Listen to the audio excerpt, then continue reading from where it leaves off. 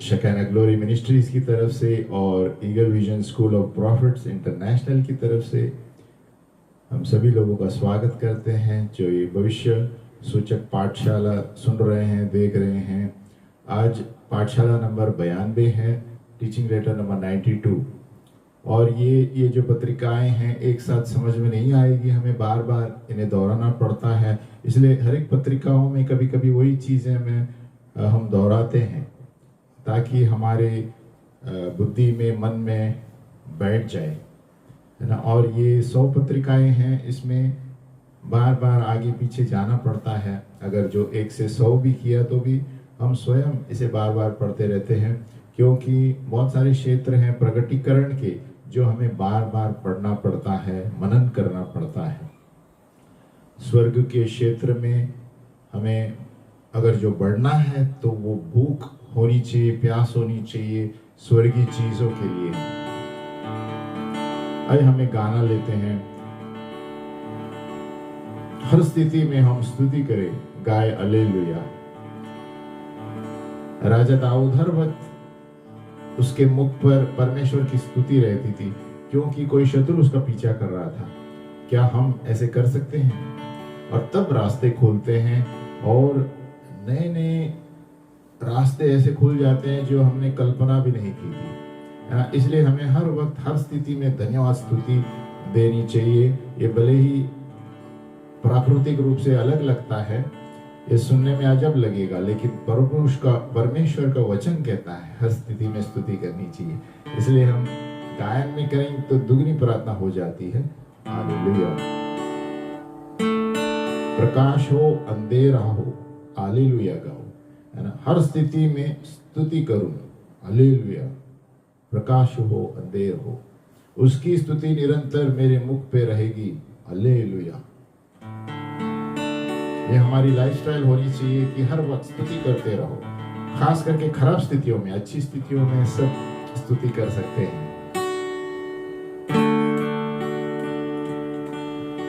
प्रकाश हो, अंधेरा हो, हालेलुया। हर स्थिति में स्तुति कर, हालेलुया। प्रकाश हो, अंधेरा हो, हालेलुया। हर स्थिति में स्तुति कर, हालेलुया। प्रकाश हो, अंधेरा हो, हर स्थिति में स्तुति कर, उसकी स्तुति निरंतर मेरे मुख पे रहेगी। प्रकाश हो, अंधेरा हो, हर स्थिति में स्तुति कर, उसकी स्तुति निरंतर मेरे मुख पे रहेगी। हालेलुया।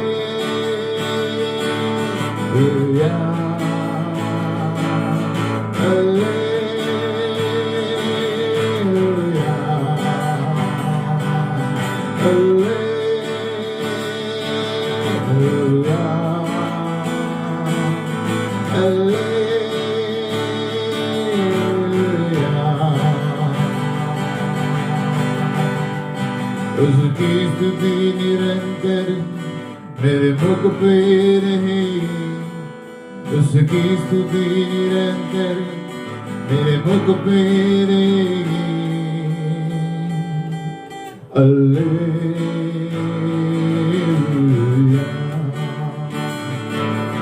हालेलुया। गाए हर स्थिति में हालेलुया, हालेलुया।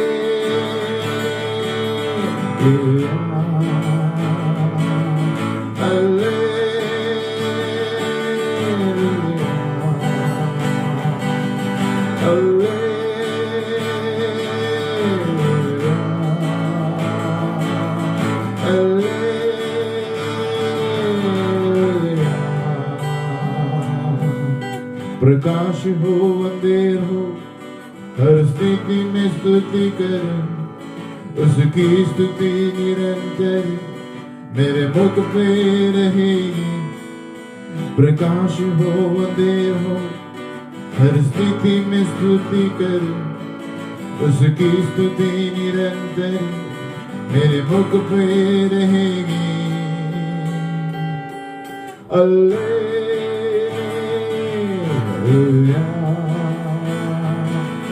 हालेलुया, हालेलुया,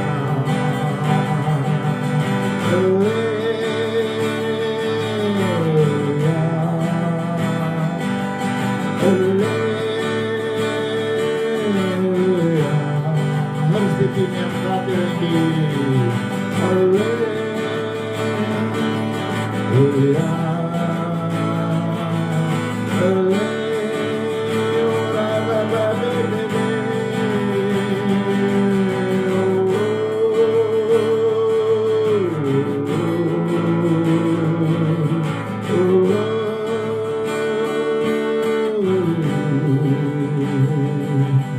प्रकाश हो अंधेर हो, हर स्थिति में स्तुति करो, उसकी स्तुति निरंतर मेरे मुख पे रहेगी। हालेलुया,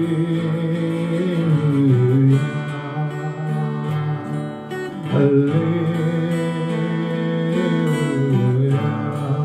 हर समय हमारे जीवन में हमें गीत गाते रहना चाहिए।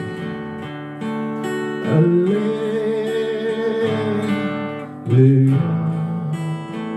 हर समय हालेलुया,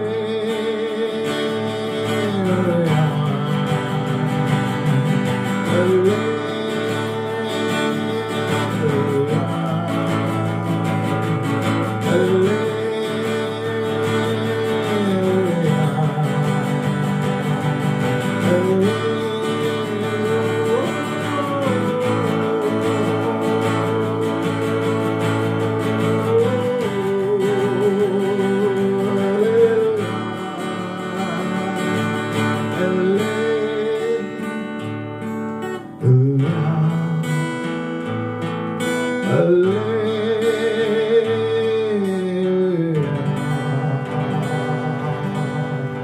हर समय, हर जगह, हर स्थिति में हम गाएं हालेलुया,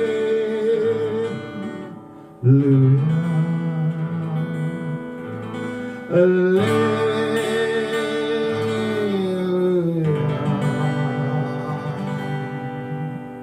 आमीन।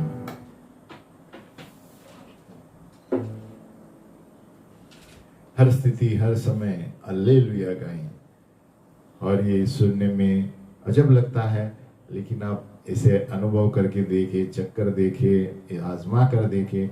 परमेश्वर नए नए रास्ते खोलता है जब हम हर स्थिति में हालेलुया और धन्यवाद देते रहेंगे।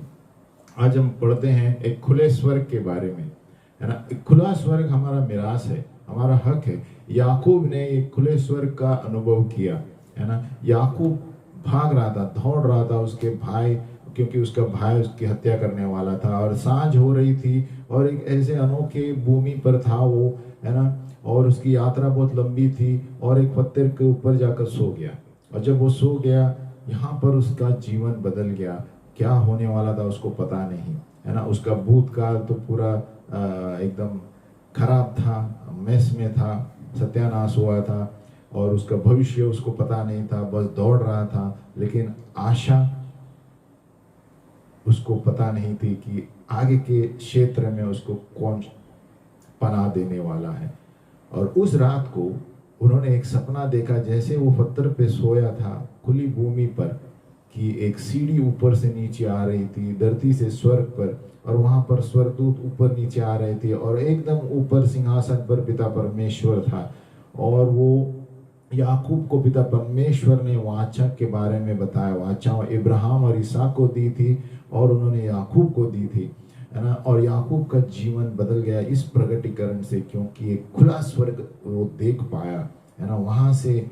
वहां से परमेश्वर का साथ उसके साथ था, और उसके वाचा के अनुसार, उसके व्यक्तिगत कार्रवाई के अनुसार कुछ नहीं दिया, लेकिन वाचा के अनुसार जो परमेश्वर ने इब्राहिम इसहाक को दिया था, याकूब को दिया।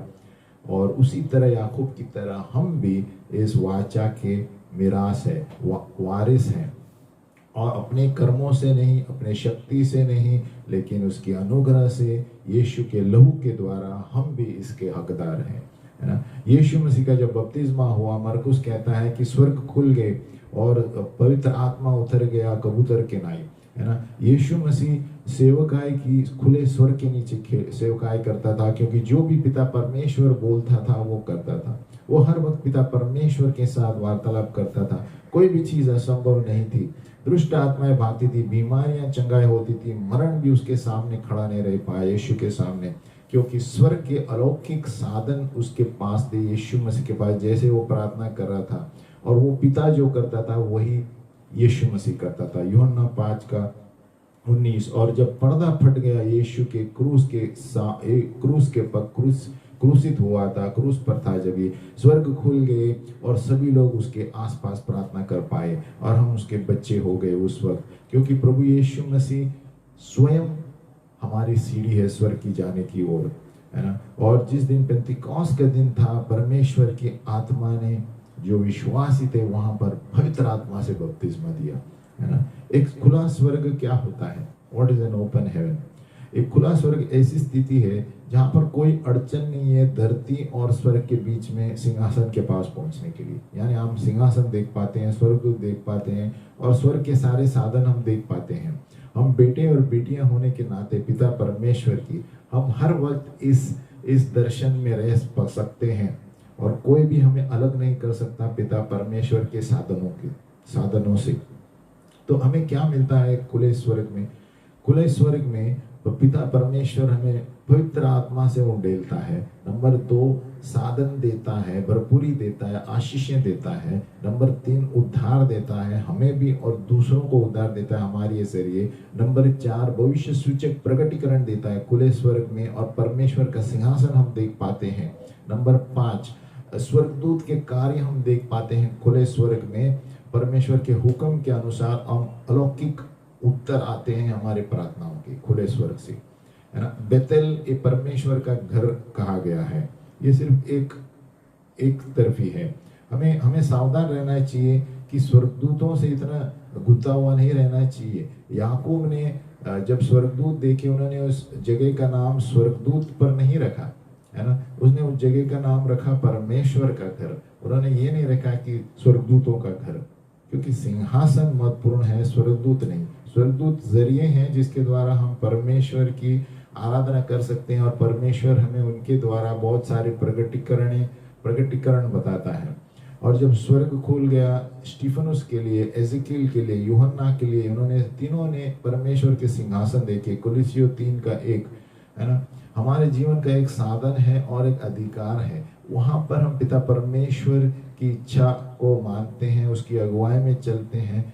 हम जानते हैं कि स्वर्ग का जो साधन है उसके और उसमें स्वर्गदूत भी शामिल है, उसके वचन के अनुसार छोड़े जाते हैं और जब हम प्रार्थना करते हैं हमारी चीजें पूरी हो जाती है। तो स्वर्गदूत वचन के अनुसार भी चलते हैं और हमारी प्रार्थना भी होनी चाहिए। ये सारे साधन हमें खुले स्वर्ग में मिलते हैं जब हम परमेश्वर के साथ जुड़े हुए रहते हैं। और एक महिमा का प्रगटीकरण जो होता है खुले स्वर्ग का, वो क्या है?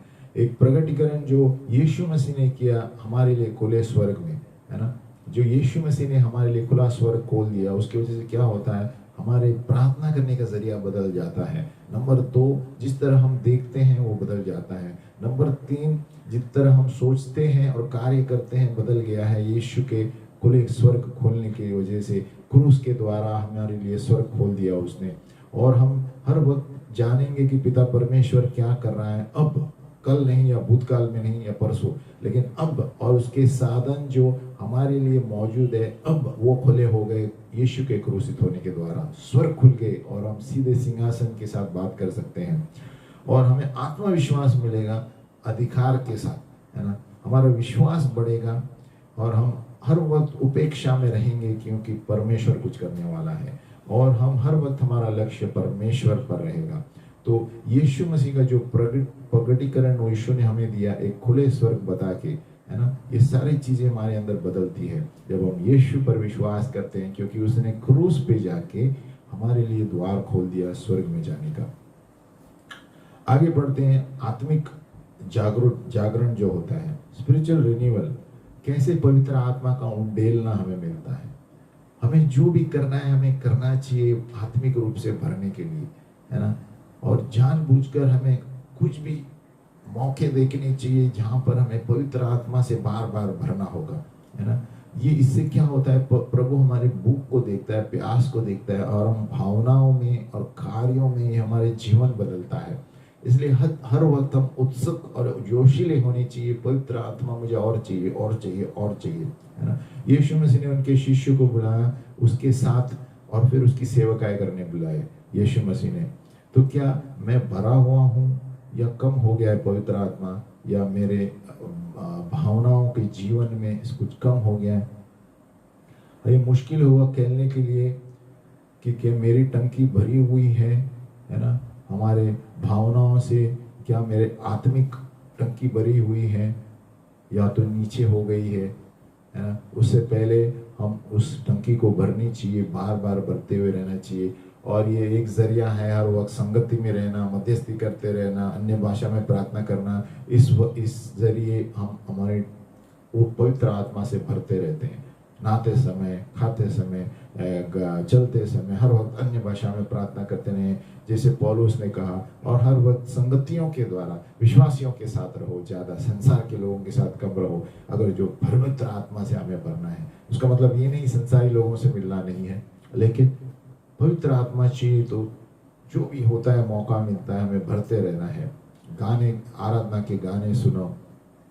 हमें पवित्र आत्मा से वार्तालाप करना भी जरूरी है, अगर जो उसकी आवाज सुननी है। और भविष्य सूचक प्रकट करना चाहिए, सपने दर्शन देना चाहिए, जो सारी चीजों को खोल देता है और लोगों को यीशु मसीह के पास जाने में आसान कराता है हमारे जरिए।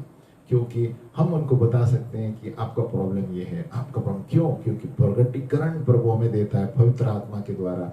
और फिर वो सोचने लगते हैं कि यार इसको कैसे पता, ये क्या हो रहा है। हमें अभी उंडेलना, इम्पार्टेशन, तीन तरह के रास्ते हैं जहाँ पर नए नियम की कलीसिया उन्होंने पवित्र आत्मा का उंडेलना स्वीकारा, है ना। एक सीधे यीशु मसीह के द्वारा, हम यीशु मसीह से सीधी तरह पवित्र आत्मा से भरे हुए रख सकते हैं। अगर जो हम रोज यीशु से भूखे रहे और प्रार्थना करें, प्रभु मुझे और भी पवित्र आत्मा चाहिए। नंबर 2, परमेश्वर से हम पा सकते हैं पवित्र आत्मा, जैसे हम प्रेरितों में उन्होंने प्रार्थना किया। पूरी कलीसिया ने पवित्र आत्मा का बपतिस्मा लिया पेंतिकोस्त के दिन, है ना। लेकिन इस तरह का प्रार्थना और परमेश्वर की बाट जो ना, ये सिर्फ एक बार का नहीं होना चाहिए। हमें रोज भरने के लिए भूखे रहने चाहिए। हम देखते हैं कि कलीसिया प्रार्थना कर रही थी और पवित्र आत्मा भर गया प्रेरित 4 में। तो बार बार एक बार का अनुभव नहीं होना चाहिए कि पेंतिकोस्त का दिन, ये हर बार, हर रोज हमें भूखा रहना चाहिए, प्यासा रहना चाहिए और भरते रहना चाहिए अपने आप को, अन्य भाषा में प्रार्थना करते हुए वगैरह, गाना सुनते हुए। नंबर 3, हाथ रखते हुए हम सेवकाई, हाथ रखने की जो सेवकाई है उसके द्वारा हम पवित्र आत्मा से भरपूरी से भर सकते हैं, है ना। ये लेकिन ये हाथ रखने की जो चीज है, ये एक जरिया नहीं होना चाहिए कि हम डायरेक्टली परमेश्वर से बात ना करें, है ना। हर वक्त किसी को हम ठहरेंगे, हमारे बाट जोते रहेंगे, कौन मुझ पर हाथ रखेगा पवित्र आत्मा के लिए, ऐसा नहीं है। कभी कभी ठीक है, लेकिन हर वक्त हमें परमेश्वर के साथ वार्तालाप करते भूखा रहना चाहिए, पवित्र आत्मा का संगति में रहना चाहिए। सिर्फ हाथ रख के प्रार्थना करने के लिए किसी सेवक के लिए ठहरना नहीं चाहिए। यहाँ दिया है कि be filled with the spirit, आत्मा से भरे हुए रहो, एफिसियों 5:18-20। यानी ये जताता है कि हमें हर वक्त पवित्र आत्मा से भरा हुआ रहना चाहिए। ये लगातार जरिया चालू रहना चाहिए, सिलसिला पवित्र आत्मा से भरा हुआ, है ना। एक दिन की बात नहीं, 2 दिन की बात नहीं, ये सिर्फ पवित्र आत्मा का बपतिस्मा एक बार नहीं होता है, हमें बार बार इसे जारी रखना चाहिए।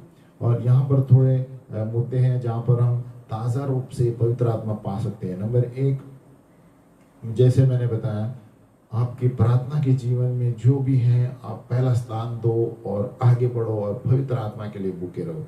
नंबर 2, एकदम जानबूझकर वो चीज़ें करो जहाँ पर आप परमेश्वर से ज़्यादा नज़दीक जाएंगे। नंबर 3, सींची हुई प्रार्थना करो, हर वक्त प्रार्थना में रहो। नंबर 4, दूसरों से प्रार्थना स्वीकारो, दूसरे लोग हाथ रखकर प्रार्थना करेंगे ताकि आप और भी पवित्र आत्मा से भर जाए। नम्र बनो और दूसरों के लिए कहो, मुझे प्रार्थना करो कि मुझे और भी भूखा हूँ और भी प्यासा हूँ पवित्र आत्मा के लिए। अभी हम पढ़ेंगे झुंड में सेवकाई करने की टीम मिनिस्ट्री में। जब हम झुंड में सेवकाई करते हैं तो ज्यादा अभिषेक रहता है ना। ये यहाँ पर उदाहरण मिलता है परमेश्वर की ओर से, त्रिएक परमेश्वर, पिता पुत्र पवित्र आत्मा त्रिएक है, लेकिन तीनों साथ में काम करते हैं। उससे हमें एक अनुभव उदाहरण मिलता है कि झुंड में काम करना बहुत जरूरी है परमेश्वर के स्वभाव में।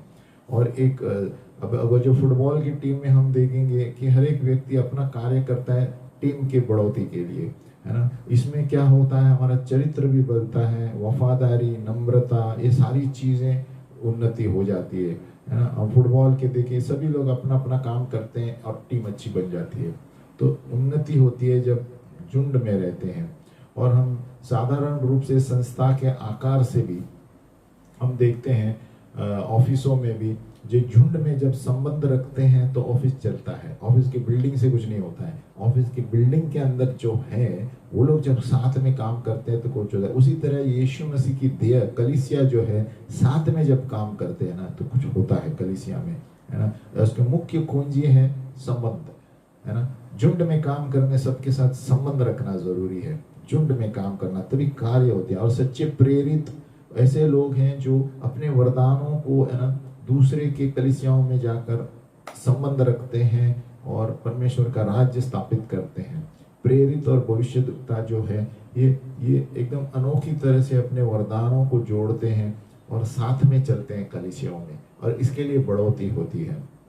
तो झुंड में प्रार्थना करना बहुत, यानी झुंड में कार्य करना प्रभु के देह के लिए बहुत अच्छी बात है ना। और झुंड में सेवकाई करने से और उन्नति ज्यादा काबिलियत हो जाती है, उन्नति हो जाती है। एक दूसरे के संगति में रहते हैं, जो कि परमेश्वर ने हमें इसीलिए बनाया है, संगति में रहने के लिए।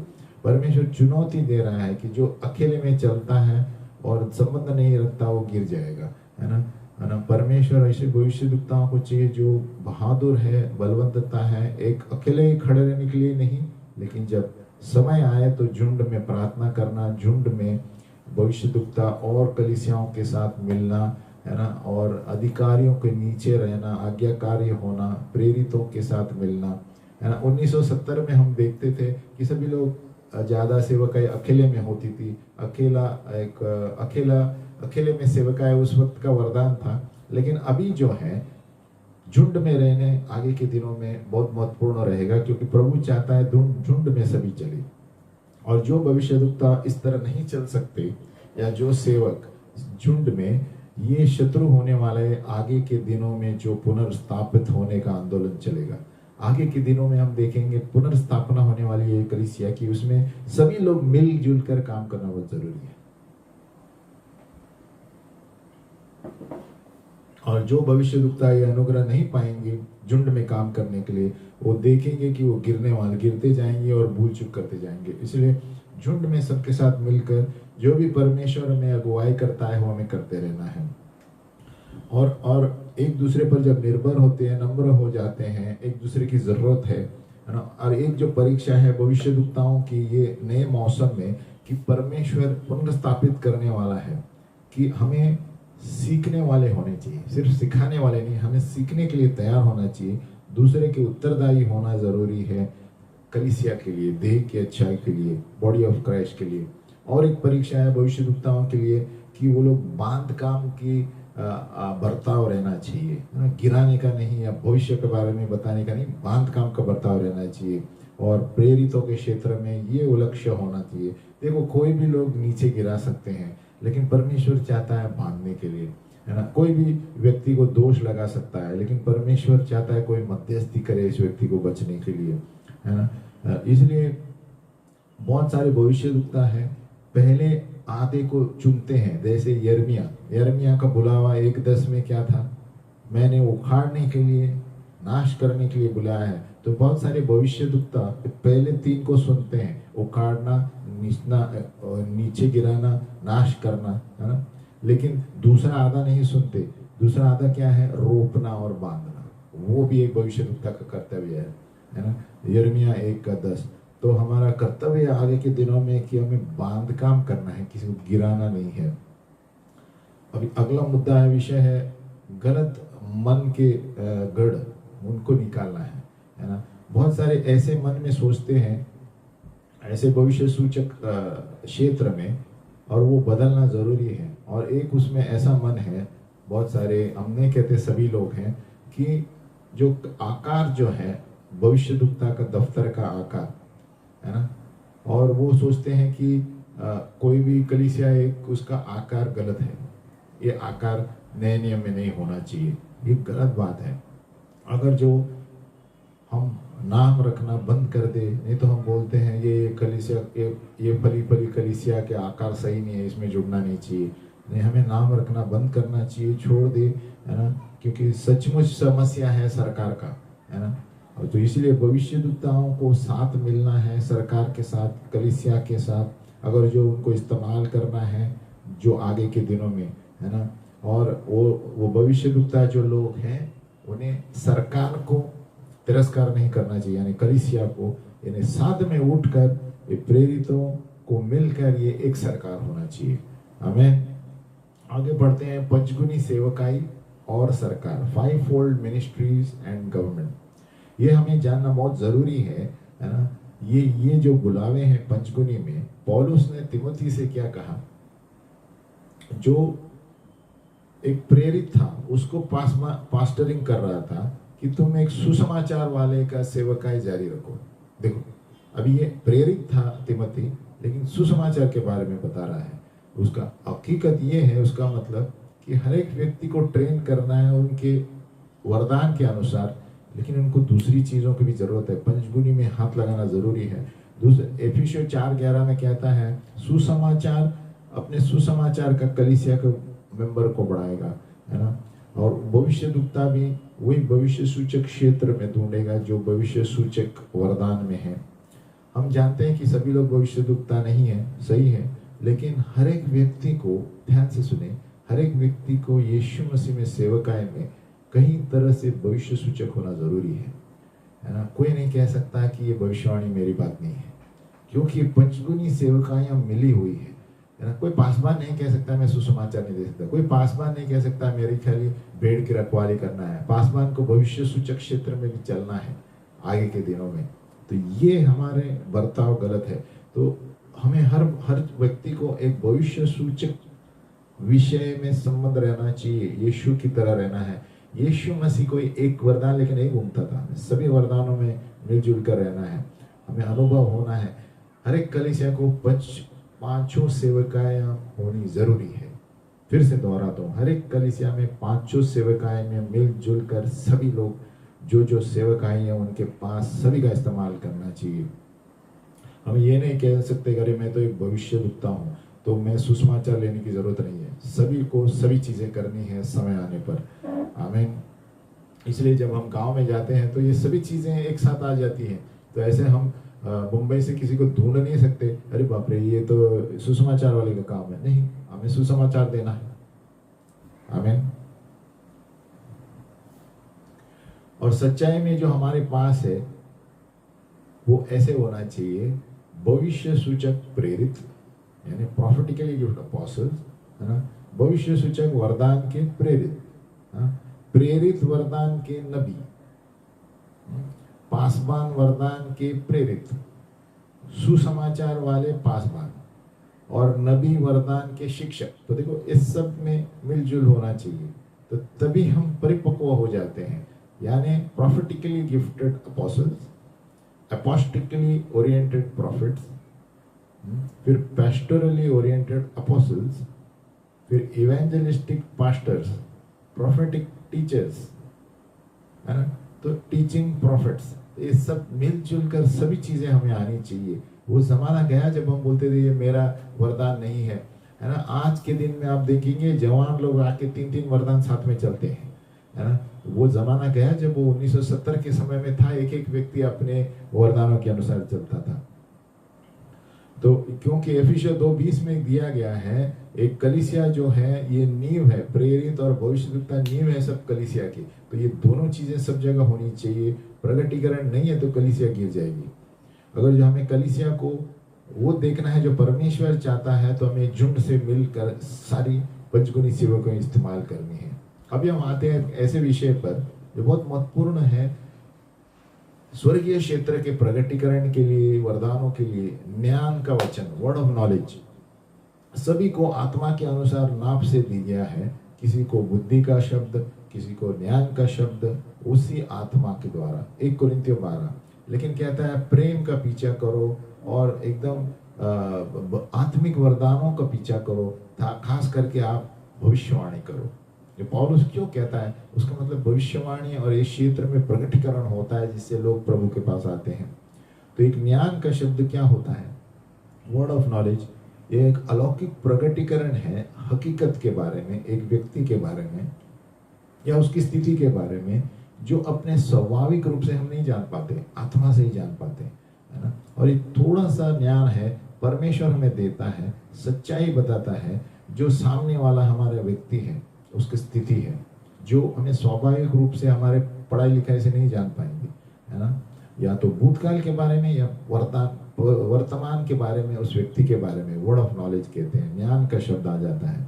अभी ज्ञान का शब्द उसके तुलना के साथ भविष्यवाणी का वरदान, है ना। बहुत सारे लोग कंफ्यूज हो जाते हैं कि ज्ञान का शब्द और भविष्यवाणी का वरदान एक है, एक नहीं है, है ना। ज्ञान का शब्द ये होता है जो भूतकाल में किसी के कुछ हुआ वो बताएगा, उसका वर्तमान की स्थिति बताएगा, या तो किसी व्यक्ति के हकीकत के बारे में बताएगा, क्या हुआ उसके जिंदगी में घटना। और शुद्ध भविष्यवाणी जो है सिर्फ भविष्य के बारे में बताती है। Pure prophecy is about the future, है ना। अगर जो एक भविष्य सूचक वचन में समझो कोई भी चीज 4 साल पहले हुई थी वो नहीं बताई जा रही है, उसका मतलब उस भविष्यद्वक्ता में ज्ञान का वचन नहीं है, है? क्योंकि एक ज्ञान का वचन होता है, वो हकीकत बताता है पवित्र आत्मा के द्वारा, जो पहले उसको पता ही नहीं था उस व्यक्ति को, उसी वक्त बताता है प्रभु, जब हम खड़े रहते हैं या चलते हैं या संगति में रहते हैं, है ना। उसका मतलब एक भविष्यद्वक्ता अगर जो पीछे के दिनों के बारे में कुछ नहीं बताता है तो ज्ञान का शब्द वो भविष्यवाणी में नहीं था, है ना। और भविष्य सूचक वचन में दोनों भी हो सकते हैं, ज्ञान का वचन भी हो सकता है भूतकाल के बारे में या वर्तमान के बारे में, और भविष्यवाणी आगे के बारे में, दोनों भी हो सकता है ना। और एक उदाहरण है जब यीशु मसीह ने सामरी स्त्री को, है ना, उस कुएं के वहां पर बात किया, और जहां पर यीशु वो स्त्री जब बाहर निकली, वो शहर में गई और सभी को बोलने लगी कि आओ देखो कि सारी चीजें एक व्यक्ति मेरे बारे में बता रहा है। लेकिन प्रभु यीशु ने सारी चीजें नहीं बताई उसके बारे में, क्योंकि जो वचन ज्ञान का था इतना सामर्थ्य पूर्वक था, वो महिला को लगा सब कुछ मेरे बारे में उसको पता है ना। तो सभी चीजें तो नहीं बताई यीशु ने, लेकिन जितनी थी उसके परिवार के क्षेत्र में सब बताई थी। तो ज्ञान का शब्द जो है, वर्ड ऑफ नॉलेज, बहुत असरदार यंत्र है चंगाई के लिए भी, है ना। आप देखते हैं यीशु मसीह हर वक्त जड़ के लिए प्रार्थना करता था, उस बीमारी के लिए उनके ज्ञान का वचन देकर, है ना, और उसकी वजह से चंगाई मिलती थी और छुटकारा मिलता था जिसके लिए वो प्रार्थना करता था, है ना। यीशु मसीह प्रार्थना करता था ज्ञान का शब्द देकर और फिर निकालता था उसको। तो ज्ञान का वचन जब आता है, ये आसानी हो जाती है सामने वाले को चंगाई देने के लिए, और वो भी उसका विश्वास बढ़ जाता है। इसलिए ज्ञान का शब्द आज के दिनों में बहुत महत्वपूर्ण है, क्योंकि सामने वाला जो अविश्वासी विश्वास लेकर आता है, फिर अरे इसको कैसे पता, ये मेरे जीवन में हुआ था, तो उस तरह उसका विश्वास बढ़ता है, और विश्वास जब बढ़ता है तो चंगाई जल्दी हो जाती है। अभी बहुत सारी अड़चने हैं इस ज्ञान के वचन से चंगाई पाने के लिए। क्या है? अविश्वास, है ना। और एक शिक्षक लाया था, प्रभु मेरे बेटे को ठीक करो और मेरे अविश्वास को विश्वास में बदलो, है ना। एक व्यक्ति आके यीशु से कहता है। और अक्षमता भी एक अड़चन हो सकती है जिसके वजह से आपका ज्ञान का वचन आपके जीवन में कार्य नहीं करेगा। इसके लिए सभी को क्षमा करना जरूरी है, और सामने वाले व्यक्ति के विश्वास को कार्य में लाना है, तभी कार्य जल्दी हो जाता है। कई बार भी हो, गांव में हो या कलीसिया में हो, है ना। एक जगह यीशु मसीह कहता है अपने हाथ को आगे बढ़ाओ, और तो उसने आगे बढ़ाया तो उस व्यक्ति ने कुछ कार्य किया। उसी तरह जब हम किसी पर प्रार्थना करते हैं, हम कहेंगे उस व्यक्ति को आपके घुटनों को ऊपर नीचे करो, ऊपर नीचे करो, तो ये एक विश्वास का कार्य है। जो हमारा विश्वास भी बढ़ाता है, उस व्यक्ति का भी विश्वास बढ़ जाता है। आमीन। अभी कितने रास्ते हैं जहां पर हम ज्ञान के शब्द पा सकते हैं। अलग अलग रास्ते हैं, है ना, अलग अलग तरीके प्रभु जिसके द्वारा आपको ज्ञान का शब्द देता है। एक नंबर है महसूस करते हैं हम। कभी कभी हमारे शरीर को कोई भाग में हम कुछ महसूस करते हैं प्रार्थना करने के वक्त, या भावना या गड़बड़ाहट, उसका मतलब है प्रभु कुछ बोल रहा है उस व्यक्ति को, उस व्यक्ति में। नंबर 2, हम देख पाते हैं, हम एक मानसिक चित्र देखते हैं, या तो किसकी हड्डी, किसकी फेफड़े, उसका हृदय, उसका पैर, यानी ये एक ज्ञान का शब्द प्रभु दे रहा है, उसके पैर में कुछ हो गया है ना। तो ये एक चित्र देता है, ये व्हील चेयर बताएगा या कुछ चश्मा बताएगा, है ना, या तो कभी कुछ असामान्य चीज बताएगा, साइकिल। तो हम पूछेंगे आपका साइकिल से क्या रिश्ता है, तो देखो ये ज्ञान का शब्द है। हमें कुछ पता नहीं है, सामने साइकिल वो व्यक्ति बताएगा, अरे मेरे साइकिल में एक्सीडेंट हुआ था। तो देखो परम ये ज्ञान का शब्द है। तीसरा है पढ़ने के द्वारा, है ना, जो वचन पढ़ता है, हम जब प्रार्थना करते हैं हम पढ़ पाते हैं। किसी पर प्रार्थना करते हैं तो सामने से एक ऐसा वचन चलता है और वो वचन हमें पढ़ना है। जैसे न्यूज़पेपर में हेडलाइन आता है या कोई होर्डिंग होता है, एडवर्टीजमेंट, वो उस व्यक्ति के सामने ऐसा चला जाता है जब हम प्रार्थना करते हैं। नंबर 4, हम सोचते हैं, हम एक मानसिक रूप से एक हमारा विचार आता है कि ये लगता है ये समस्या है इसकी, ये आत्मा के द्वारा होता है जो मैं बता रहा हूँ।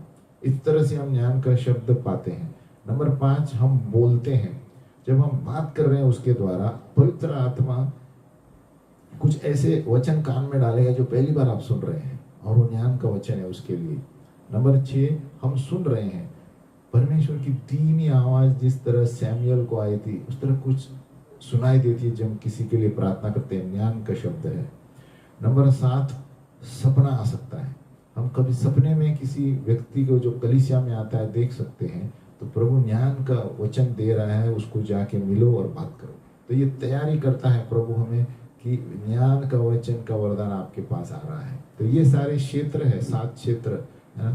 फिर है विश्वास, जो विश्वास करते हैं प्रभु उनके लिए चिन्ह और चमत्कार और अलग अलग काम करेगा। और फिर है एकदम भूखे रहो वरदानों के लिए। 1 कोरिन्थियों 14:1 कहता है, pursue love and earnestly Dzire the spiritual gifts. तो आत्मिक वरदानों के भूखे रहो, तभी प्रभु ये सारी चीजें, ज्ञान का वचन वगैरह ऑटोमेटिक देता है ना। सैंक्टिफाइड इमेजिनेशन, पवित्रता, कल्पना, हमारी कल्पना और मन पवित्र रहने चाहिए, है ना। तो एफिसियों 1:17, प्रभु हमारे मन की आंखों को ज्योतिर्मय बना, ताकि हमारे मन जब पवित्र रहते हैं तो प्रभु हमें पवित्र चीजें बताता है।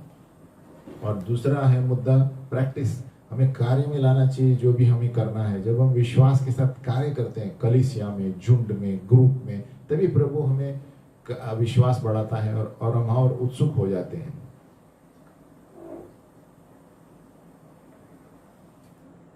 इसलिए पौलुस तिमोथी से कहता है, मैं तुम्हें याद दिलाऊं आपको वरदान जो दिया गया था, जिसने आपके ऊपर हाथ रखा था उसको याद करो।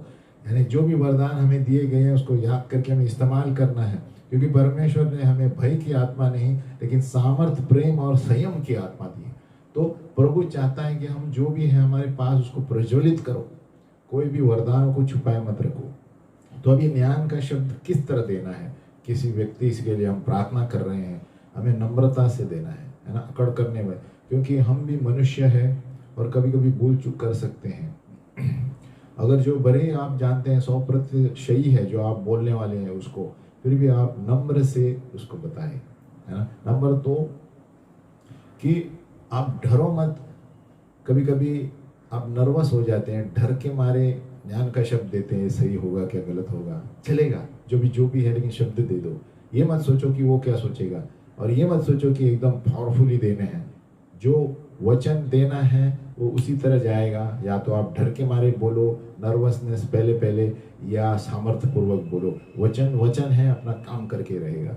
हमें कभी कभी मेरे साथ होता है कि जब हम बोलते हैं ये व्यक्ति कुछ बोलेगा, गुस्सा वाला दिखता है, लेकिन हमें वो नहीं सोचना है, हमें डर के भी बोलना है, लेकिन बोलना है, तभी हमारा डर निकलता है।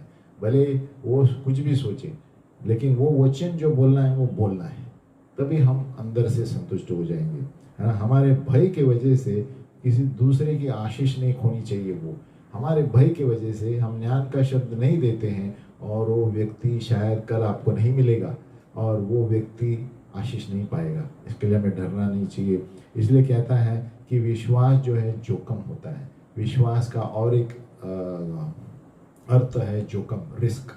तो विश्वास के लिए खतरा मोल लेना जरूरी है, एक कदम आगे उठा के, और हम खुद खुश हो जाएंगे। जिस तरह यिर्मयाह ने कहा, मेरे अंदर से आग जल रही थी, फिर मैंने बोल उठा, है ना। अंदर से आग जलती रहनी चाहिए और बोल उठने चाहिए। और नंबर 4 है कि नकारात्मक शब्द मत बोलो। किसी से बात कर रहे हैं जिसके द्वारा वो भय पैदा होगा उसके अंदर, सकारात्मक बोल के उसको ज्ञान का वचन दे दो, और एकदम प्राकृतिक स्वभाव में बात करो, है ना। बड़े बड़े वचन के अनुसार बात मत करो, जो उसको समझ में आएगा उस तरह ज्ञान का शब्द हो। हाइपर वो king James version, NKJV version या और कोई वर्जन के अनुसार वचन मत दो, उनको समझने वाले जैसे बात दो। वो व्यक्ति लेबरर हो सकता है, काम वाला, उसको उसके अनुसार उसको वो लेवल पर नीचे आके वचन दो कि परमेश्वर ये कह रहा है। और प्रभु से ये मांगो कि प्रभु मुझे सही समय दो इस वचन देने के लिए। घाय भी मत करो। कभी कभी तुरंत आपको एक व्यक्ति को दिखता है, प्रभु आपको कुछ बोलने के लिए कहेगा, आप ठहरो, प्रभु आज बोलूं। और अगर जो वहीं पर रहने वाला व्यक्ति है, रोज मिलता है, तो ठहरो, प्रभु आपको वापस उसके सामने लेकर आएगा। घाय भी मत करो। लेकिन अगर जो कोई व्यक्ति आपको पहली बार मिलता है, जो बाद में नहीं मिलने वाला है, तो बोलो। क्योंकि ज़्यादा से ज़्यादा आप क्या करेंगे, मिस्टेक करेंगे, आप नर्वस होंगे, लेकिन आपने वचन बोल दिया जो प्रभु चाहता है। क्योंकि कल शायद वो व्यक्ति नहीं मिलेगा और आपने उसकी आशीष रोक दी। क्योंकि आपके एक वचन, ज्ञान के शब्द से उस व्यक्ति का जीवन बदल सकता है। और ज्ञान का वचन जो है तुरंत आ सकता है या आहिस्ते से आ सकता है, लेकिन वचन पर जोर देते रहो कि प्रभु मुझे और प्रकटीकरण दो, ये वचन इसके बारे में क्या बताता है। जितना वचन सही आएगा उतना विश्वास बढ़ेगा उस सामने वाले के ऊपर। और अपना खुद का अनुवाद मत करो, खुद के विचार मत डालो। जो प्रभु बोलता है वो इतना ही बोलो। कभी कभी आपको बहुत छोटा लगेगा, लेकिन आप उतना ही बोलो। और ये भी विचार करना छोड़ दो कि अरे शायद ये उसके लिए नहीं है, शायद ये इतना महत्वपूर्ण नहीं है। ऐसे मत बोलो, जो है वो बोलो। ऐसे कभी कभी हम सोचते हैं कि शायद ये विचार था मेरा मन का, ये महत्वपूर्ण नहीं है, या तो मेरा मन बोलता होगा। कुछ नहीं, जो है बोलना है बोल दो। ज़्यादा से ज़्यादा भूल चूक होगी, आप किसी को मर्डर नहीं कर रहे हैं। तो ये ज्ञान का वचन जो बोलना है बोलना है, इसको कार्य में लाना है। अभी जैसे ग्रुप सेटिंग में, अभी हम ग्रुप सेटिंग में पहले भी बताए थे, है ना। एक एक ग्रुप बनाओ 4 या 6 लोगों का, जिसे हम सेवकाई की प्रैक्टिस कर सकते हैं। और एक व्यक्ति को चुनो और सभी लोग उस व्यक्ति पर भविष्यवाणी करो, है ना। और सभी, एक व्यक्ति लिखेगा कि क्या क्या भविष्यवाणी दी थी उस व्यक्ति के बारे में। और वो व्यक्ति जिस पर भविष्यवाणी हो रही है, उनको पूछो क्या इन्होंने बोला वो सही है। वो एक प्रैक्टिस हो जाता है, ये होमवर्क हो जाता है। और एक होमवर्क बताता हूँ, एक कोई होटल में जाओ, रेस्टोरेंट में जाओ, प्रेयर पार्टनर की तरह, उनको पता नहीं होना चाहिए, है ना। और हर एक व्यक्ति लिखे कि वो जो वेटर है उसके बारे में आपकी क्या राय है। आप बुक में लिखिए, उसको बताइए नहीं, और वो वेटर को जाके बताइए। प्रार्थना के रूप में नहीं बताइए, लेकिन स्वाभाविक सांसारिक रूप में जाके बोलिए, देखो ये ऐसा लगता है, ये सच है क्या आपके जीवन में। तो ऐसे हम सीखते हैं कि भविष्य सूचक ज्ञान का वचन कैसे सही है या नहीं। आगे पढ़ते हैं, झूठे भविष्यद्वक्ताओं के चरित्र, characteristics of false prophets. Number 1, ये भावी करने वाली आत्मा से चलते हैं। नंबर 2, ये जानबूझकर लोगों को भरमाते हैं। नंबर 3, वो चिन्ह और चमत्कार इस्तेमाल करते हैं झूठी तरह से भरमाने के लिए। नंबर 4, ये बड़ा चढ़ाकर बोलते हैं और बोल वचन है जेजेबेल आत्मा की तरह, दूसरों को नीचा गिराने के लिए, उल्लू बनाने के लिए, मैनिपुलेशन। नंबर 5, और जो पहले सही चलता था लेकिन समझौते की वजह से वो पाप में गिरा है, परमेश्वर से गिरा है। और वो लोग भी परमेश्वर के वरदान में चल सकते हैं, क्योंकि प्रभु के वरदान और बुलावा जो है वो प्रभु वापस नहीं लेता। रोमियो 11:29। इसलिए बहुत सारे भविष्यद्वक्ता ऐसे हैं जो कुछ पाप की वजह से गिर गए हैं, तो लेकिन उनकी जो वरदान है अभी भी चल रहे हैं, लेकिन गलत से इस्तेमाल करते होंगे। नंबर 6, एक चोट पहुंचा हुआ हृदय है, घाव। नंबर 7, वे वचन पर आधारित नहीं चलते और वो वचन से भी अपने आप को ऊंचे समझते हैं, झूठे भविष्यद्वक्ता, है ना। और झूठे भविष्यद्वक्ता ऐसे भी हैं कि उनका हृदय नए प्रगटीकरण के लिए बंद रहता है ना, और किसी को अपने भविष्यवाणी को जांचने के लिए नहीं देंगे कलीसिया को, झूठा भविष्यद्वक्ता। फिर वो अपने आप का प्रदर्शन करते हैं और खुद का एजेंडा के लिए काम करते हैं, अपनी बढ़ोतरी के लिए, कलीसिया की और यीशु की नहीं। वे भविष्यवाणी करते हैं व्यक्तिगत मुनाफा के लिए, संपत्ति के लिए, प्रभावित करने के लिए दूसरों लोगों को। झूठे भविष्यद्वक्ता वो बोलते हैं जो लोगों को अच्छा लगता है सुनने के लिए, ताकि वो फेमस हो जाए, है ना। और झूठे भविष्यद्वक्ता लोगों को अपनी ओर आकर्षित करते हैं, भले कि यीशु को नहीं। यीशु का नाम ऊंचा होना चाहिए। और 13वां है, हम जान जाएंगे उनके फलों के अनुसार। वो फल के अनुसार नहीं चलते, लेकिन शरीर के अनुसार चलते हैं, है ना। आत्मा के फल क्या है? प्रेम, आनंद, शांति, धीरज, नम्रता, अच्छाई, विश्वास योग्यता, है ना, धीरज और संयम। एक सच्चा भविष्यद्वक्ता जो है ये सारे पवित्र आत्मा के वरदान बताएगा, फल फल, है ना। नहीं तो समझना है झूठा भविष्यद्वक्ता है उसके बर्ताव और चरित्र के अनुसार। अभी एक भविष्यद्वक्ता को श्राप देने का अधिकार है क्या? एक भविष्यद्वक्ता, द अथॉरिटी टू प्रोफेसाई अ कर्स। कौन एक श्राप को दे सकता है? भविष्यद्वक्ता दे सकता है, हाँ, लेकिन वही लोग जो बरोबर पवित्र आत्मा से 100% श्योर है कि ये प्रभु ने बोला है। बहुत कम वो लोग वो श्राप देते हैं, है ना। भले ही दुष्ट लोग भी हैं कि ये ऐसे आत्मिक क्षेत्र में घुसते हैं, है ना। ये संसार की तरह है ना, अलग अलग इनके सिद्धांत है, आप सिर्फ इसमें चल नहीं सकते, है ना। ये एक आत्मिक दुनिया है, हमें ध्यान देना है ना। श्राप देना यानी शैतान के मुंह से भी आ सकता है ना। और ये दुष्ट लोग भी इसमें शामिल है। और जितने भी हम इस आत्मिक दुनिया में चलते हैं उतना मुश्किल है बाहर आने के लिए, अगर जो दुष्ट के क्षेत्र में बता रहा हूँ, है ना। जब आत्मिक दुनिया में है कि जब हम जितना गहराई में जाते हैं उतना हम लोगों की जानकारी पाएंगे और भविष्य के बारे में जानेंगे। अब ऐसे चीज़ों के बारे में भी जानेंगे जो पहले से हुए हैं, है ना। स्वाभाविक रूप से आप कभी पता नहीं कर पाए, लेकिन आत्मिक रूप से आप पता कर पाएंगे, है ना। और ये कभी कभी इतने दबे हुए चीज़ें होंगी और अनुभव के अनुसार कि वो लोग भूल गए होंगे, लेकिन आप जब आत्मिक दुनिया में चलते हैं, ये दुष्ट दुनिया के द्वारा आप पता कर सकते हैं उस व्यक्ति का क्या हुआ था परिवार में, है ना। लेकिन हमें संभालना है, मुझे परमेश्वर को ढूंढना है और पवित्र आत्मा के अधिकार से ही बोल सकते हैं। तो दोनों तरह के भावी करने वाली आत्माएं भी हैं और भविष्यद्वक्ता भी श्राप दे सकता है, लेकिन दोनों तरह हमें संभालना है कि कौन सी आत्मा बात कर रही है ना। लेकिन अगर प्रभु हुक्म दे रहा है कि भविष्यवाणी का श्राप दो, तो वो वचन होकर रहेगा।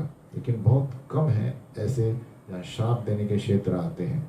ऐसे समय हो सकता है जहाँ पर एक व्यक्ति भविष्यद्वक्ता के विरुद्ध आ सकता है और उस वक्त परमेश्वर अपना क्रोध उस पर ला सकता है। उदाहरण, एक भविष्यद्वक्ता था, वो जब सभा में था तो एक व्यक्ति आके बीच में कहने लगा कि किसके अधिकार से आप ये भविष्यवाणी कर रहे हैं कलीसिया में। तो उसने कहा, मैं यीशु मसीह के अधिकार से कर रहा हूँ जिसके बारे में आपको पता नहीं है, और वो व्यक्ति वहीं पर गिर के मर गया। यानी परमेश्वर कभी कभी भविष्यद्वक्ता के विरुद्ध बोलने के लिए तुरंत श्राप दे सकता है, आदमी मर भी सकता है।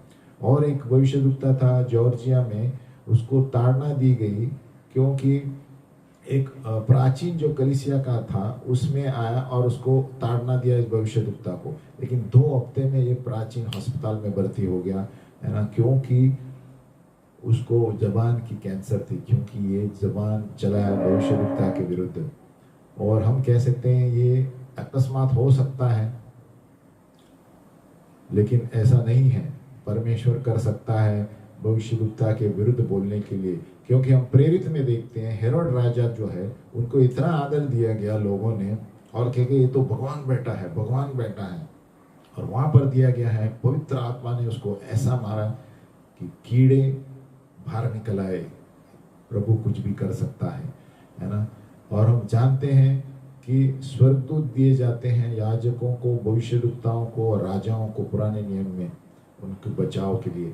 इसलिए किसी परमेश्वर के दास पर न जानते हुए कुछ मत बोलो, आप पर श्राप आ सकता है, परमेश्वर का क्रोध, मरण भी आ सकता है।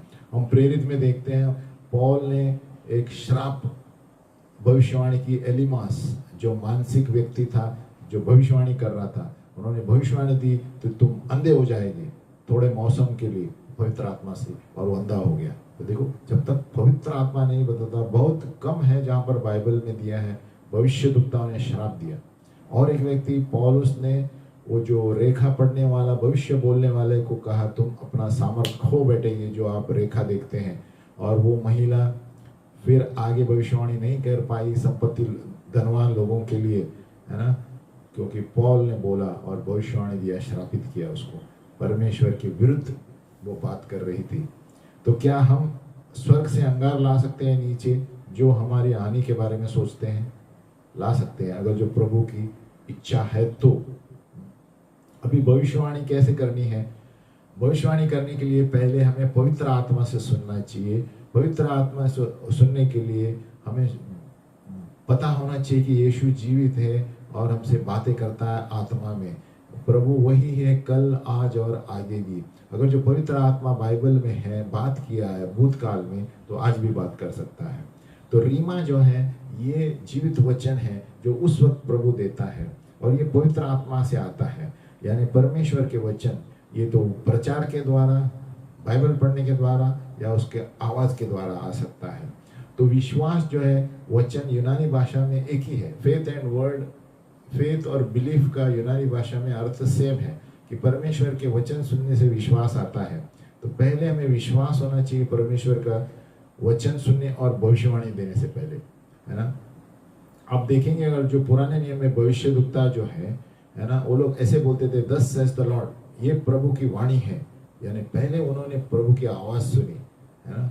और कभी कभी भविष्यद्वक्ता बोलते थे प्रभु का हाथ मुझ पर था, यानी पवित्र आत्मा उसके ऊपर था, है ना। और ये बहुत आसान है भविष्यवाणी करने के लिए बाहर के लोगों के लिए, लेकिन परिवार के लोगों में भविष्यवाणी करना बहुत मुश्किल होता है, क्योंकि भावनाएं बीच में आती है। जाने माने लोगों के बीच में भविष्यवाणी करना मुश्किल होता है, क्योंकि ये जाने माने लोग हैं, है ना। आपको कभी तिरस्कार करेंगे, ये सब मन की डर आते हैं, भावनाएं आते हैं। तो कौन भविष्यवाणी कर सकता है?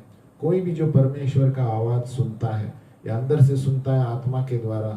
प्रभु कहता है कहो, सच्ची भविष्यवाणी प्रभु से ही आती है ना। इसलिए पौलुस कहता है ईमानदारी से उन वरदानों की खोज में रहो, खास करके भविष्यवाणी करनी। और थिस्सलुनीका में वो कहता है कि भविष्यवाणी का तिरस्कार मत करो। कैसे आप समझते हैं कि भविष्यवाणी का हम तिरस्कार करते हैं? जब हम उसको हल्के में लेते हैं तो तिरस्कार करते हैं, इसलिए हम आशीष नहीं पाते। क्या भविष्यद्वक्ता आज के लिए है? हाँ, आज के दिन में, आगे के दिन में भविष्यवाणियां ज्यादा चलने वाली हैं। अब एक भविष्यद्वक्ता जो है उसका आदर नहीं होता अपने घर में, परिवार में, बाहर में ज्यादा आदर होता है। आप देखेंगे एक सच्चा भविष्यद्वक्ता एक टूटा हुआ बर्तन की तरह है ना। जब तक वो वरदानों में चलने से पहले वो टूटा हुआ रहता है। आप सभी भविष्यद्वक्ताओं का गवाही देखेंगे, है ना। और भविष्यद्वक्ता के दफ्तर में पहुंचने से पहले पूरा टूटा हुआ रहता है, मूसा की तरह प्रभु सब तोड़ देता है, जीरो बनाता है, फिर ही प्रभु परीक्षा लेके उनको दफ्तर देता है। एक भविष्यद्वक्ता की सेवकाई क्या है? एक भविष्यद्वक्ता की सेवकाई बहुत सारे लोग समझ नहीं पाते और स्वीकार भी नहीं करते। कितना सताव होता है उसमें, है ना, कि वो पीछे हट सकता है ना। और प्रभु का वचन कहता है एफिसियों 4:8-12, और उसने कितनों को प्रेरित करके, भविष्यद्वक्ताओं करके, सुसमाचार, पासवान और शिक्षक करके चुना। ये पंचमनी सेवकाइयां जो पौलुस ने देखा कि परमेश्वर ने मनुष्य को दिया, किसके लिए? भक्तों को सिद्ध करने के लिए, सेवकाई के लिए, प्रभु की कलीसिया को सुधारने के लिए। सो भविष्य सूचक सेवकाई जो है ये शिक्षक की सेवकाई है, और शिक्षक के सेवकाई के ऊपर है टीचिंग मिनिस्ट्री, है ना। इसलिए पौलुस ने उसको अपने अपने दर्जों के अनुसार बताया। प्रेरित पहला, भविष्यद्वक्ता दूसरा, तीसरा सुसमाचार, चौथा पासवान, पांचवा शिक्षक। भार, लेकिन कलीसिया में शिक्षक तीसरा है ना। तो एक भविष्यद्वक्ता वो है जो दर्शन और प्रकटीकरण देखता है।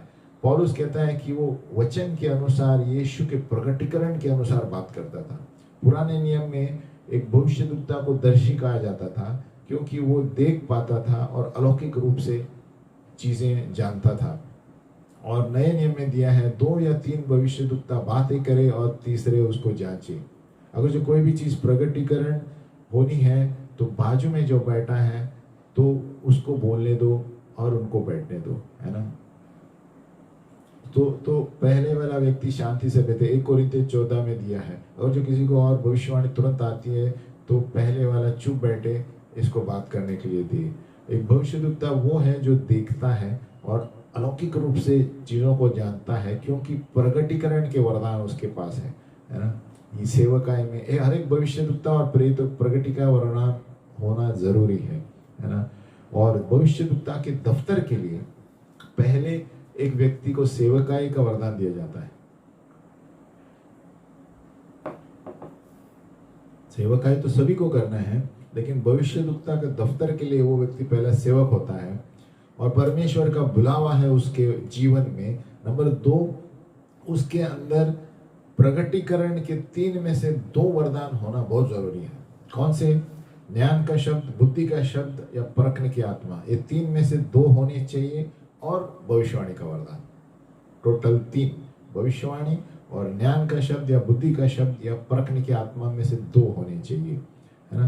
तो तभी वो भविष्यद्वक्ता कहते हैं, है ना। कोई भी साधारण व्यक्ति एक वचन पा सकता है, ज्ञान का वचन प्रभु से, जैसे प्रभु उनको स्थिति के अनुसार बना सकता है, लेकिन वो सेवकाई नहीं कहला जाता है। वो ज्ञान का शब्द उसे मिलता है या अपने आप के लिए या दूसरों के लिए, उसका मतलब वो भविष्यद्वक्ता का दफ्तर नहीं है ना। वो प्रॉफिट नहीं होता है ना। लेकिन एक भविष्यद्वक्ता के दफ्तर के लिए एक लगातार ये वरदानों का प्रदर्शन होना है। परखने की आत्मा, ज्ञान का शब्द, बुद्धि का शब्द और भविष्यवाणी, ये 3 चीजें होनी जरूरी है। जैसे हम देखते हैं गेहाजी, एलिशा का जो सेवक था, वो नमन के पीछे भागते गया और झूठ बोल के गया कि मेरे गुरु ने सोना और चांदी मांगा है।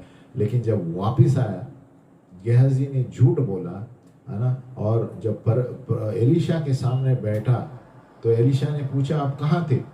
गेहाजी झूठ बोला। तो एलिशा ने कहा क्या मेरा हृदय आपके साथ नहीं चला गया जब आप नमान के पास गए थे झूठ मूठ संपत्ति लाने के लिए? तो ये अलौकिक प्रकटीकरण है ना। ये ज्ञान का शब्द बोलता है। प्रभु बताता है, भविष्यद्वक्ता के दफ्तर वाला देखता है, office of the profit. Kenneth Hagin, जो मशहूर रेवरेंड केनेथ हेगिन, जो कहते हैं कि लोग मुझे लिखते हैं, फोन पे बोलते हैं कि मेरे साथ क्या प्रॉब्लम है, फोन पे बताओ। लेकिन वो कहता है कि फोन पे हम नहीं बता सकते, सामने जब तक व्यक्ति ना हो ये वरदान चलेगा नहीं मेरा। तो समझे, तो सामने व्यक्ति रहना जरूरी है। कभी कभी, है ना, मैं एक बटन पुश करके नहीं बता सकता कि ये टेप रिकॉर्डर की तरह, है ना। जैसे आत्मा जताती है और अभिषेक आता है तो व्यक्ति सामने रहना बहुत जरूरी है। फोन पे हम नहीं बता सकते आपका प्रॉब्लम क्या है। तो कहने थे कि ऐसे लगता है कि लोगों को चाहिए कि मैं लिखते हैं कि मुझे बताओ मेरा प्रॉब्लम क्या है, लिखित भी आप पोस्ट में भेज सकते हैं। लेकिन वो कहता है अगर जो लोग मेरे सामने होने चाहिए सेवकाई में जब ये वरदान चालू है, तो ज्ञान का शब्द सामने होना जरूरी है और भविष्यवाणी भी, है ना। और इसीलिए वो प्रचार करता है पहले और फिर विश्वास बढ़ाता है लोगों का और फिर अभिषेक आता है और फिर मैं सेवकाई करता हूँ। केनेथ हेगिन कहता है पहले मैं उसके बारे में प्रचार करता हूँ ताकि लोगों का विश्वास बढ़े, विश्वास बढ़ता है, अभिषेक आता है, तब सेवकाई करता है और तब प्रभु लोगों के बारे में बताता है। आमीन। और एक शहर में एक जवान व्यक्ति के लिए प्रार्थना की जो मिर्गी था, है ना, और वो मिलिट्री में कार्य कर पाता था लेकिन उनको एडमिशन नहीं दिया मिर्गी की वजह से, है ना। लेकिन केनेथ हेगिन ने उस पर प्रार्थना किया और प्रकटीकरण दिया प्रभु ने पवित्र आत्मा के द्वारा कि दुष्ट आत्मा थी ये मिर्गी की। 12 महीने के बाद वो ठीक हो गया, कलीसिया में आकर बैठा। लेकिन वहां पर प्रभु ने फिर प्रभु ने केनेथ हेगिन को बताया कि 12 महीने से कुछ नहीं था लेकिन कल इसको रात को 3 बार हुआ। क्यों? क्योंकि भय अंदर छा गया था, दुष्ट आत्मा में पकड़ा था, है ना। तो उसका मतलब है, इसका कारण जो था, ये सोते समय भयभीत हो गया तो फिर से दुष्ट ने पकड़ा। तो प्रभु ने केनेथ हेगिन से बताया कि वापस उसे कहो कि मैं इसको निकालूंगा, लेकिन आगे से उसको कुछ करना पड़ेगा। यानी जो व्यक्ति छुटकारा पाता है उसको भी कुछ करना है।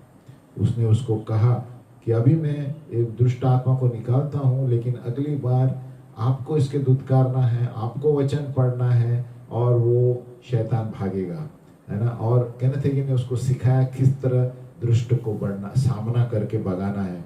और उसका एक ही उपाय है, वचन की घोषित करना, घोषित करना, घोषित करना। जब हम वचन घोषित करते हैं दुष्ट भाग जाता है। और बहुत साल उसके बाद बीते, और वहाँ बाद में वो जब मिला केनेथ हेगिन को, वो कहने लगा उसके बाद कभी मिर्गी नहीं आई, बीमारी। तो यहाँ पर देखते हैं कि ये लड़के के केस में यहाँ पर बहुत सारे वरदान साथ में चल रहे थे।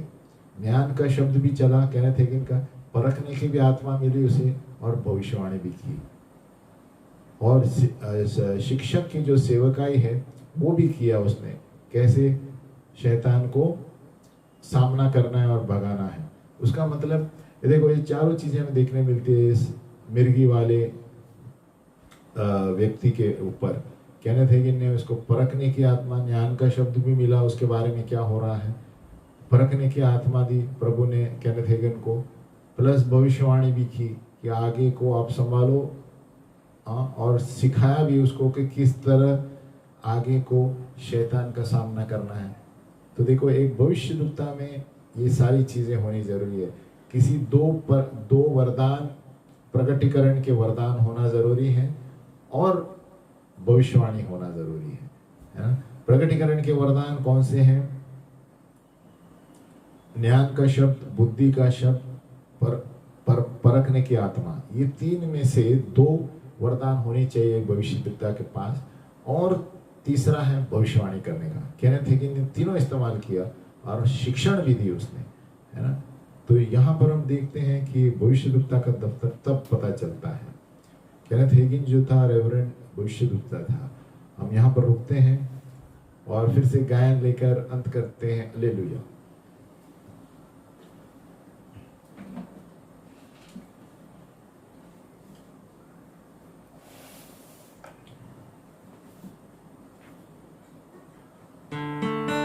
पिता परमेश्वर, हम प्रार्थना करते हैं प्रभु कि हमें भी प्रकटीकरण के वरदान दो प्रभु, ताकि हम वो करें जो आप हमारे जीवन में चाहते हैं प्रभु। हमें खुला स्वर्ग देखने दो प्रभु, ताकि हम जान पाएंगे कि हम किस तरह सेवकाई करें, किसको किस तरह बताए। जब खुला स्वर्ग होता है प्रभु, याकूब की तरह तू अपने जीवन का मकसद बताता है और हमारा जीवन पहले जैसा नहीं रहता है। हालेलुया प्रभु, यीशु के नाम में हम प्रार्थना करते हैं प्रभु, हमें खुले स्वर्ग का अनुभव दो प्रभु, और आपके लिए भूखे बनाओ प्रभु। हम आपके लिए भूखे हो प्रभु, आपके वरदानों के लिए, पवित्र आत्मा के लिए। रोज हमें आत्मा से भर दो प्रभु।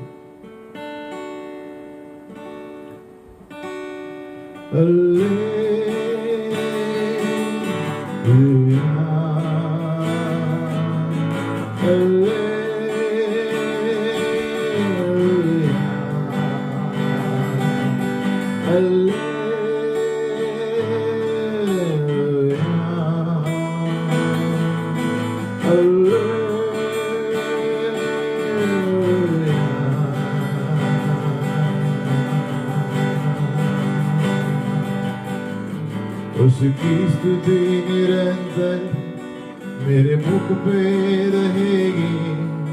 हालेलुया,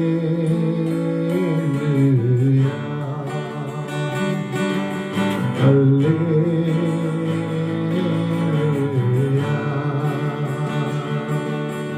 प्रकाश हो अंधेरा हो, हालेलुया। हर स्थिति में स्तुति करूं, हालेलुया। हालेलुया प्रभु, हर स्थिति में हम तेरी स्तुति करें और हर घटनाओं में हम स्तुति करें प्रभु। एक स्तुति का बलिदान हमारे होठों पर रहे और तब हम जानेंगे प्रभु कि तू कठिनाइयों में बंद रास्तों को खोलने वाला परमेश्वर है प्रभु। यीशु के नाम में प्रार्थना करते हैं, आमीन।